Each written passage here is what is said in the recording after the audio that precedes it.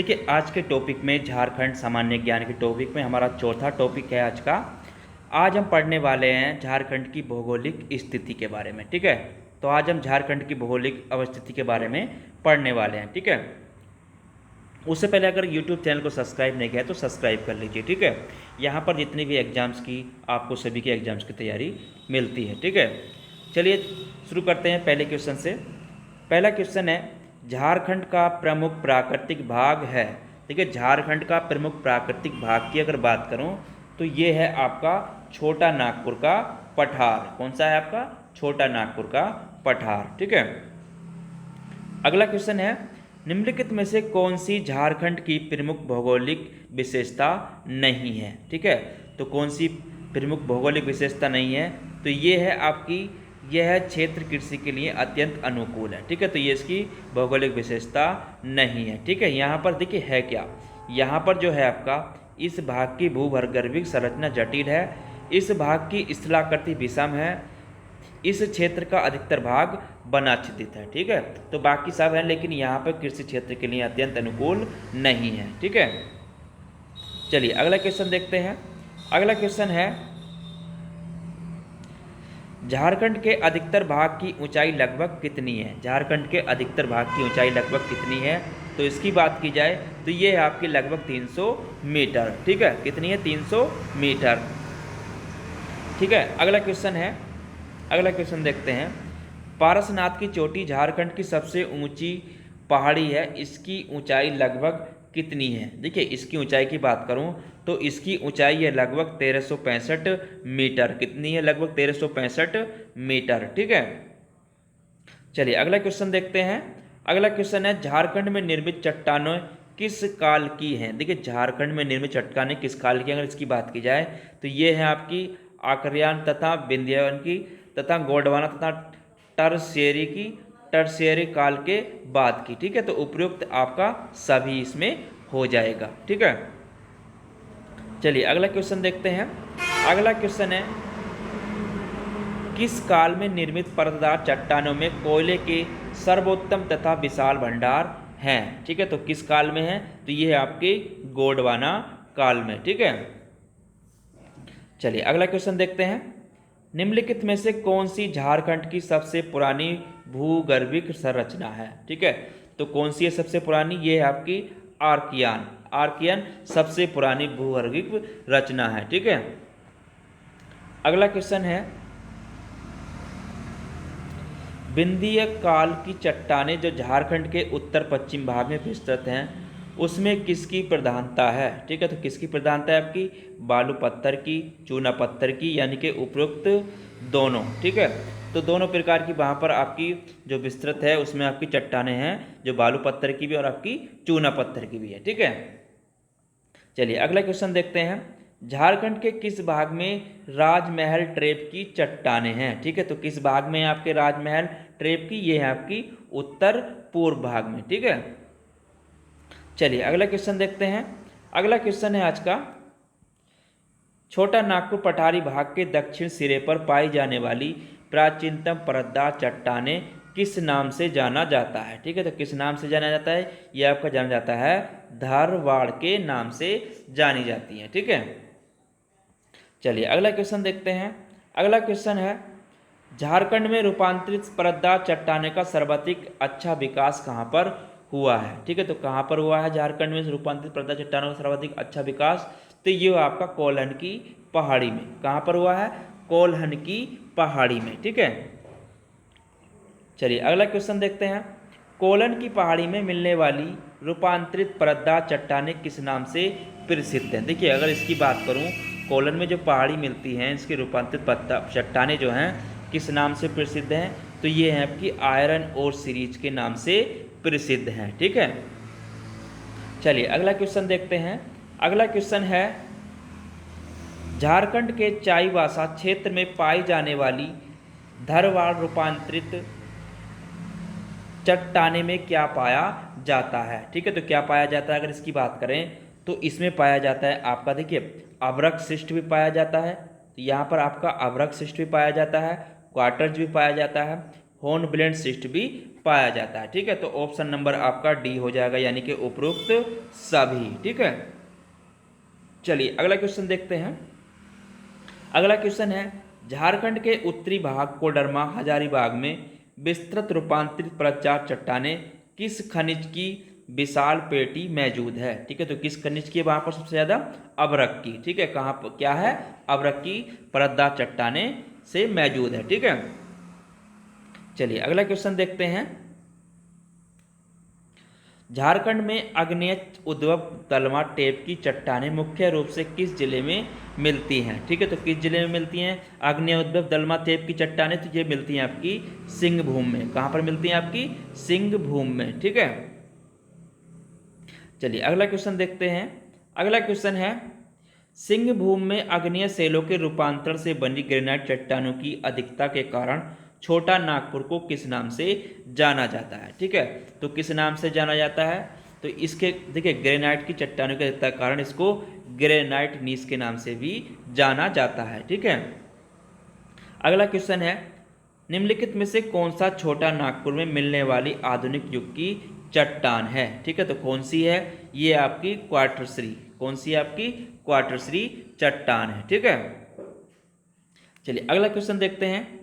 राजमहल tape की चट्टानें निम्नलिखित में से किस जिले में मिलती हैं। देखिए राजमहल टेप की चट्टानें निम्नलिखित में से किस जिले में मिलती हैं? तो ये मिलती हैं आपकी साहबगंज में भी, दुमका में भी, गोंडवा में भी। ठीक है, यानी कि ऑप्शन नंबर डी आपका उपयुक्त सभी हो जाएगा। ठीक है, चलिए अगला क्वेश्चन देखते हैं।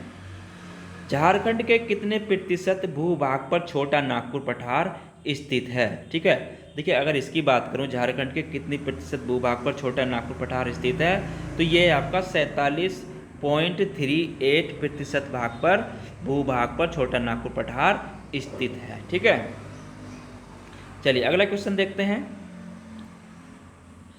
रांची के पश्चिम भाग तथा पलामू के दक्षिणी भाग में विस्तृत झारखंड के सबसे ऊंचे क्षेत्र को किस नाम से जाना जाता है। ठीक है, तो किस नाम से जाता है? ये जाना जाता है आपका पात प्रदेश के नाम से। काय के नाम से जाना जाता है? पात प्रदेश के नाम से जाना जाता है। ठीक है, चलिए अगला क्वेश्चन देखते हैं। अगला क्वेश्चन है, समुद्र तल से पात प्रदेश की ऊंचाई कितनी है। समुद्र तल से पात प्रदेश की ऊंचाई कितनी है? तो ये है आपकी 762 मीटर से 1097 मीटर। ठीक है, चलिए अगला क्वेश्चन देखते हैं। पात प्रदेश किस आकार में विस्तृत है। देखिए पात प्रदेश की अगर बात करूं तो ये किस आकार में विस्तृत है? तो ये आपका त्रिभुजाकार में विस्तृत है। ठीक है, अगला क्वेश्चन है, पात प्रदेश का आधार उसके किस भाग में है। देखिए पात प्रदेश का आधार उसके किस भाग में है? तो ये आपका उत्तरी भाग में। किस भाग में? आपका उत्तरी भाग में। ठीक है, चलिए अगला क्वेश्चन देखते हैं। पात प्रदेश का कुछ हिस्सा किस अन्य प्रांत में विस्तृत है। ठीक है, तो पात प्रदेश का कुछ हिस्सा किस अन्य प्रांत में विस्तृत है? तो ये आपका छत्तीसगढ़ में। कहाँ पर है? छत्तीसगढ़ में विस्तृत है। ठीक है, पात प्रदेश का। अगला क्वेश्चन है, पात प्रदेश के संबंध में निम्नलिखित में से कौन सा कथन सत्य है। देखिए पात प्रदेश के बात में निम्नलिखित में कौन सा कथन सत्य है। देखिए यहाँ पर चोर सुनमा ऊंची विच्छेदित पहाड़ियों से बना है, ये भी सही है आपका। यहाँ दक्कन टेप की लावा निर्मित चट्टानें मौजूद हैं। इसके पूर्वी भाग में न्यूनतम काल की चट्टानें पाई जाती हैं। ठीक है, तो ये आपके सारे सत्य हैं, मतलब ऑप्शन नंबर आपका डी इसमें हो जाएगा। ठीक है, चलिए अगला क्वेश्चन देखते हैं।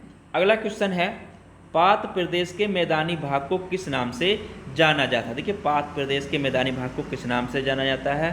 तो ये जाना जाता है आपका 24 का मैदान के नाम से जाना जाता है। ठीक है, 24 का मैदान। ठीक है, चलिए अगला क्वेश्चन देखते हैं। गणेशपुर पात की ऊंचाई कितनी है। गणेशपुर पात की ऊंचाई कितनी है? अगर इसकी बात करूं तो उसकी ऊंचाई है आपकी 1171 मीटर। कितनी है? 1171 मीटर। ठीक है, चलिए अगला क्वेश्चन है, नेतरहाट पात की ऊंचाई कितनी है? नेतरहाट पात की ऊंचाई की बात करूं तो ये है आपकी 1180 मीटर। कितनी है? 1180 मीटर। ठीक है, चलिए अगला क्वेश्चन देखते हैं। जनीरा पात की ऊंचाई कितनी है? जनीरा पात की ऊंचाई की अगर बात करूं तो इसकी ऊंचाई कितनी है आपकी? 1143 मीटर। कितनी है? 1143 मीटर। ठीक है, चलिए अगला क्वेश्चन देखते हैं। पात प्रदेश की सबसे महत्वपूर्ण पहाड़ी कौन सी है? देखिए, पात प्रदेश की सबसे महत्वपूर्ण अगर पहाड़ी की बात की जाए तो आपकी सानू और सराव दोनों पहाड़ी महत्वपूर्ण पहाड़ी हैं। ठीक है, तो उपयुक्त दोनों इसका आंसर हो जाएगा, सानू और सारू। ठीक है, चलिए अगला क्वेश्चन देखते हैं। रांची का पठार निम्नलिखित में से किस जिले में विस्तृत है? देखिए, रांची का पठार निम्नलिखित में से किस जिले में तक फैला है? अगर इसकी बात करें तो ये है आपका रांची तक, लोहरदमा तक और गुमला तक, यानी कि उपरोक्त सभी में ये फैला है रांची का पठार। ठीक है, चलिए अगला क्वेश्चन देखते हैं। अगला क्वेश्चन है, रांची के पठार की औसत ऊंचाई कितनी है? रांची के पठार की औसत ऊंचाई की बात की जाए तो ये औसत ऊंचाई है आपकी 365 मीटर। कितनी है? 365 मीटर। ठीक है, चलिए अगला क्वेश्चन है। रांची के पठार का अधिकांश भाग किस चट्टान से निर्मित है? देखिए, रांची के पठार का अधिकांश भाग किस चट्टान से निर्मित है? तो ये है आपका नीस चट्टान से और ग्रेनाइट से निर्मित है। ठीक है, नीस और ग्रेनाइट से निर्मित है रांची का पठार अधिकतम। ठीक है, तो इसका ऑप्शन हो जाएगा आपका उपयुक्त दोनों। ठीक है, चलिए अगला क्वेश्चन देखते हैं। अगला क्वेश्चन है, निम्नलिखित में से कौन सी रांची के पठार की विशेषता नहीं है? देखिए, निम्नलिखित में से अगर बात करें तो कौन सी पठार की उसकी विशेषता नहीं है रांची के? देखिए, यह पठार उत्तर में दामोदर नदी की धसान घाटी में भाई, तो ये भी सही है आपका। यह पठार रांची जिले में कम उबड़ खाबड़ है, ये भी सही है आपका। यह पठार गुमला जिले में कुछ अधिक कटा छटा है, तो ये भी सही है आपका। लेकिन अगर मैं बात करूँ, देखिए इस पठार की धरातलीय विषमता काफ़ी कम है, तो ये आपका गलत है। ठीक है, तो ऑप्शन नंबर क्या हो जाएगा आपका? इस पठार की धरातलीय विषमता काफ़ी कम है। ठीक है, तो ये ऑप्शन हो जाएगा, ये आपकी विशेषता नहीं है। ठीक है, बाकी इसकी सारी विशेषता है। ठीक है, चलिए अगला क्वेश्चन देखते हैं। अगला क्वेश्चन है, रांची के पठार के ऊपरी भाग को क्या कहते हैं? देखिए, रांची के पठार के ऊपरी भाग को क्या कहते हैं? अगर इसकी बात करूं तो इसे कहते हैं टाण। क्या कहते हैं? टाण कहते हैं। ठीक है, चलिए अगला क्वेश्चन है, रांची के पठार के निचले भाग को क्या कहते हैं? देखिए, रांची के पठार के निचले भाग की बात की जाए तो इसे कहते हैं हम दोन। क्या कहते हैं? दोन कहते हैं। ठीक है, निचले भाग को क्या कहते हैं? दोन कहते हैं। ठीक है, चलिए अगला क्वेश्चन देखते हैं। अगला क्वेश्चन है, हजारीबाग के पठारी क्षेत्र में अधिकांशत किस प्रकार की चट्टानें मिलती हैं? देखिए, हजारीबाग के पठारी क्षेत्र में अधिकांशत किस भाग की चट्टानें, किस प्रकार की चट्टानें मिलती हैं? तो ये मिलती हैं आपकी ग्रेनाइट और नीस। ठीक है, ग्रेनाइट और नीस प्रकार की चट्टानें यहाँ पर मिलती हैं। ठीक है, चलिए अगला क्वेश्चन है, निम्नलिखित में से किस क्षेत्र में हजारीबाग पठार विस्तृत नहीं है? देखिए, निम्नलिखित में से किस क्षेत्र में हजारीबाग पठार विस्तृत नहीं है? तो ये ऑप्शन हो जाएगा आपका उत्तर में। ठीक है, कहाँ पर नहीं है? उत्तर में। ठीक है, पश्चिम में भी है आपका। ठीक है, कहाँ पर है? पश्चिम में भी है आपका, दक्षिण में भी है, लेकिन उत्तर में नहीं है। ठीक है, चलिए अगला क्वेश्चन देखते हैं। अगला क्वेश्चन है, हजारीबाग पठार के दक्षिण छोर पर कौन सी नदी बहती है? देखिए, हजारीबाग पठार के दक्षिण छोर पर कौन सी नदी बहती है? तो इसकी बात करूं तो ये बहती है आपकी दामोदर नदी। कौन सी बहती है? दामोदर नदी। ठीक है, चलिए अगला क्वेश्चन देखते हैं। अगला क्वेश्चन है, निम्नलिखित में से कौन सा हजारीबाग पठार का उपभाग नहीं है? देखिए, निम्नलिखित में से कौन सा हजारीबाग का पठार का उपभाग नहीं है? तो ये है आपका दक्षिण पूर्व का किनारा। ठीक है, कौन सा नहीं है? दक्षिण पूर्व का किनारा। ठीक है, लेकिन बात करूं, देखिए आपका हजारीबाग का पठार ऊंचा भाग है, ये भी है। हजारीबाग का पठार निचला भाग है, ये भी है। उत्तर पश्चिम का किनारा ये भी है, लेकिन बात करूं दक्षिणी पूर्व का किनारा हजारीबाग पठार का उपभाग नहीं है। ठीक है, चलिए अगला क्वेश्चन देखते हैं। हजारीबाग पठार का विस्तार लगभग कितने वर्ग मील क्षेत्र में है। ठीक है, तो ये कितने वर्ग मील क्षेत्र में है, ये 7000 वर्ग मील में है। ठीक है, 7000 वर्ग मील क्षेत्र में फैला हुआ है। ठीक है, चलिए अगला क्वेश्चन देखते हैं। हजारीबाग पठार की पूर्वी सीमा किस जिले की पूर्वी सीमा तक विस्तृत है। देखिए अगर इसकी बात करूं तो ये हजारीबाग की पठार की पूर्वी सीमा आपकी गिरिडीह जिले तक विस्तृत है। ठीक है, पूर्वी सीमा का विस्तार। ठीक है, अगला क्वेश्चन है, राजमहल की पहाड़ियाँ तथा संबंधित मैदान छोटा नागपुर पठार के किस भाग में स्थित है। ठीक है, तो किस भाग में स्थित है, ये है आपका उत्तर पूर्वी भाग में स्थित है। ठीक है, चलिए अगला क्वेश्चन देखते हैं।